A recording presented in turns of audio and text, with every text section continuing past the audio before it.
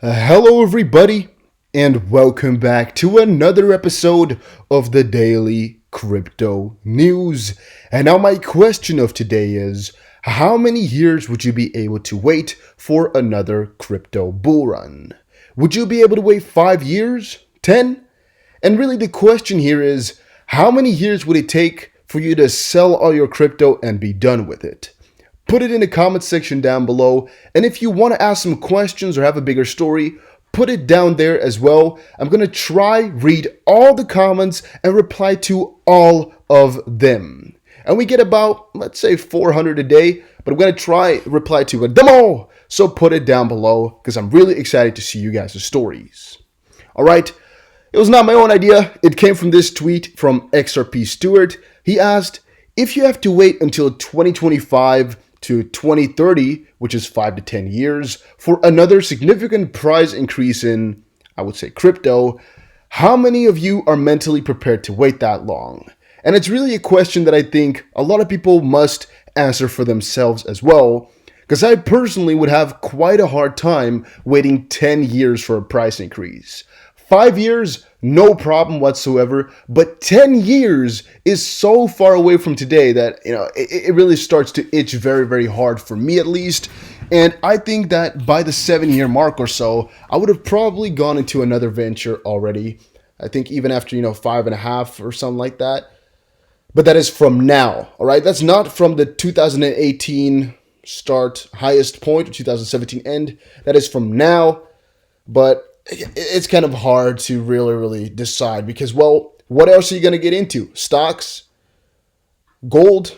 Because nothing is really that much better if you start to think about it. It's all kind of a bet. Yeah. And if you relate it like that, then it's a little bit less strange to wait for it, right? Because, well, even if it's 7 years and I get out, I've already waited 7 years now, so getting out would be kind of a waste of time. But yeah, that's just my thinking. All right, then a tweet from XRP 2020. He says, U.S. authorities approved XRP for international money transfers. And here also Michael Val 5 links. From May 20, Ripple's XRP has got approval for being used in cross-border money transfers from the U.S. Consumer Financial Protection Bureau. And there's a couple interesting things that have popped out because of this. One thing is, of course, the question I saw a lot of people ask, is it a security? Second of all, it's actually already, from May, it's a little bit older. It's been known for a little while. And third of all, how come this wasn't really big news? And now one question to answer straight up is no, it is not a security. That's one thing we all should know. We told you guys in the previous video, there's actually no real question about whether or not it is a security. It's like kind of outspoken already that it is not. And I guess the other questions, well, the answers are all pretty damn straight. Why was it so long? Or why old news? Well, again, because people haven't heard about it yet. And because sometimes it takes some time for this news to really surface because they could just be rumors, They could just be things that people made up. And sometimes it takes a little bit of time for people to really authenticate some of these bigger partnerships. Now, in this case here, most likely some XRP guys or some crypto guys already covered it. But on the channel here, I don't think we got a chance to do it yet because, well, I didn't know if it was facts or not. I mean, we talked about the U.S. Consumer Financial Protection Bureau and they acknowledged them, but not really in this sense. We didn't say it like this. Ripple has got approval for being used in cross-border money transfers. We didn't really label it like that. We were just saying, hey, XRP is not a security because, well, otherwise, why would they promote it? Why would they acknowledge it? To quote, the Bureau has continued to monitor the continued growth and expanding partnerships of virtual currency companies such as Ripple, which offer both a payment messaging platform to support cross-border money transfers, as well as a virtual currency, XRP, which can be used to effect a settlement of those transfers. Now, I believe some people think it's a security because of that line, where it's like they're saying here that Ripple has those virtual currencies, XRP, which is not something they themselves really offer, right? I mean, XRP came up without Ripple, and they're two separate entities, but they're kind of making it look like it's Ripple's XRP, which might be a part of it all. But maybe it's another line in here. I just think it's too obvious that they're just acknowledging Ripple in a very positive sense here, Nothing security-like, but hey, it's all it's always up for debate because you can always interpret things a little bit differently. But I got the conclusion this way. Coinbase Custody and IOHK partnered to provide institutional-grade staking for Cardano's ADA in Q4. Cardano's native token ADA is on a sustained rise since the announcement of the launch of Shelley Era in the coming weeks. IOHK, the lead developer of the Cardano blockchain, and Coinbase Custody, the institutional-grade custodian launched by Coinbase Inc., announced a partnership to allow users to stake their ADA tokens.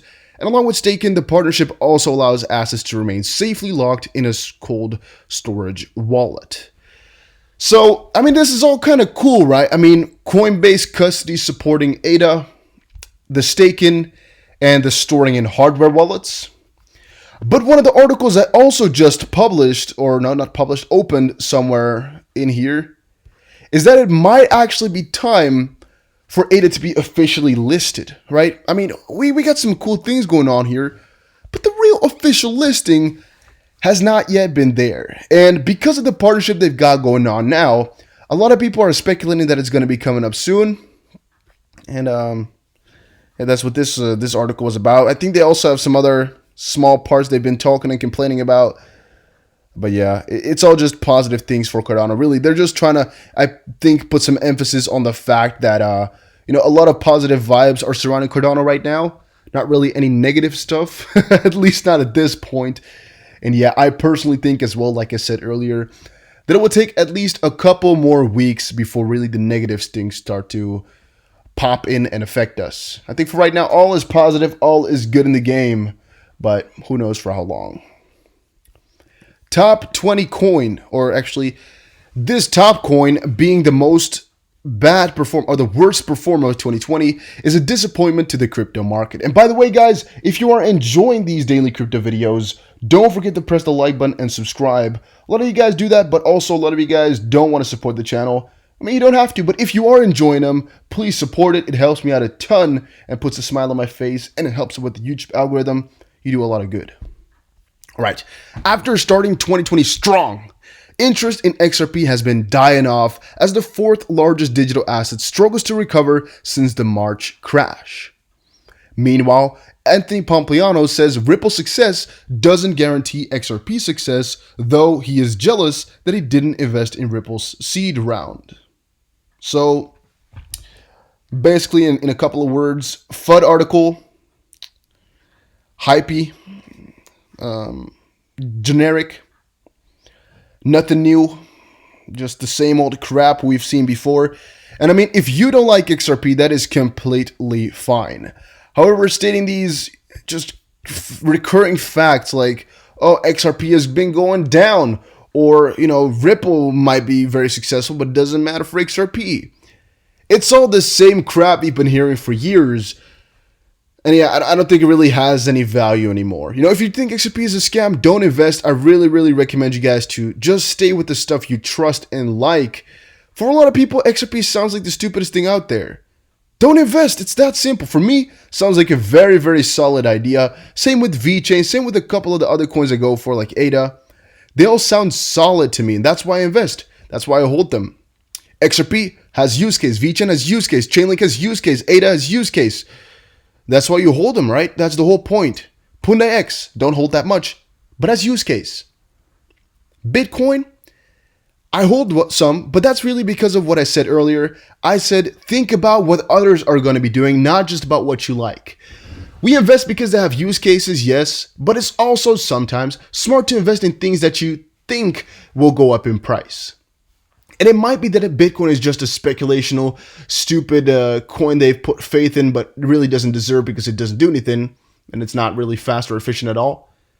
That sure might be so, but still is the most popular, and also don't forget there's the most amount of money in there already. There's the most amount of money being invested in the software for it, and thus, to a certain degree, it's also the most reliable in that sense. It's the one that's been here for the longest amount of time, and you can relate a couple of other facts to it. It's the thing that has the least chance of fading away anytime soon, just because of how much money is being pumped into it every single day. However, over a longer term time frame, I don't know if Bitcoin will survive. Honestly speaking to you guys, I don't know if Bitcoin will survive the next 15 years or so because, well, it is kind of useless, right? We got to admit it. Bitcoin has a very, very, I guess, good purpose. And yeah, the question is just whether or not it will survive. Bitcoin, I mean, there's a couple of purposes for it. There's the transaction, there's the holding. They're all purposes, but they're not the most efficient at all. A lot of coins do it better, and thus it's kind of a stupid one, but yeah, you get it. All right, moving forward. Bitcoin's volume is at the end of the line, signaling volatility is imminent. A lot of people have been waiting for this. They've been waiting for some heavy volatility to occur because, well, generally speaking, that makes you more money, right? If you're a trader or a holder, doesn't really matter. Most of the time, more volatility makes you more money because if you're a trader, you get bigger moves, right, for your single trades. And if you're a holder, well, either the price goes down further, which means you lose more money. But if the price goes up, if it's more volatile, well, you earn more money, right? And that's, I guess, good to some people. Also, I want to ask, how many of you guys really actively trade? Are you guys trading or just holding? Put it in the comment section down below. I want to check it all. Again, going to read all the comments, going to reply to them all. Just put it down below if you want to. Will VET successfully break out above resistance? Very good question. Very good question indeed. It's a question I can't really answer objectively because, well, I don't know. But what I personally think is that Vechain has a very, very good road ahead of themselves. They've been going up for the consecutive like 30 days here or so, even longer, I actually think. If you check the 12 months here, all the way from the middle of March, it's just been one consecutive upstream with one little downfall here in the second half of June. But now it's again above the highest point of June as well, and we're really above. Yeah, we're making a new high in the last 12 months. And actually, let's see where we're at. We're not at all. Oh wait, actually, was it here when Vechain switched over and divided by 100? In one of my videos, I accidentally said that Vechain did times 1,000, but it was times 100. So sorry for that. Was it also that Vechain switched from VEN to VET? Or was VEN another completely different token? The reason I don't know some of this stuff is because, well, really, I wasn't that involved with crypto every single day back then. Even though I was not involved with, the coins like that too much. I was really just involved with Bitcoin a whole lot, Ethereum, and Litecoin. Those were my three things I was watching every single day, day in, day out. And the rest of the coins, you checked them out every so often. But the news was a lot less easy to follow as it is right now. Now there's tons of crypto guys out there on YouTube, tons of news articles being published every single day. But that luxury was not there 3 or 4 years ago, when I really, really, really got into it. So yeah, that's the sad part about it all. Let's see further. ADA is near the end of its upward move. Again, I doubt that. Cardano takes the 9th spot from EOS on the back of the Shelly upgrade. Or it even took the 7th spot for a little moment. Right now, it's back to the 8th, though. FCA's survey finds 1.9 million crypto owners across the UK. I'm actually also thinking about that number. How hard is that going to go up if a real recession hits? Is it going to go down because people will, have less money to spend and thus they want to invest less? Or is it going to go up like crazy because people want to hedge against, the traditional system? I'm going to go for a way out when, their currency falls. Something I think about a lot. A lot. And I also want you guys to think about that type of stuff because I want you to know what you're going to do if a recession hits. Really think about it. What would you do? Would you invest in stocks heavily and buy the dip? For example, you're going to buy a ton of Tesla stocks or Apple once the recession hits? Or what are you going to do? If you have any idea, any strategy, put it down below. And guys, that was it for this video. Hopefully you all enjoyed it. If you did, make sure you press the like button and subscribe. And I will see you guys again in another crypto video. Don't forget to press the like button. Don't forget to subscribe. Take care.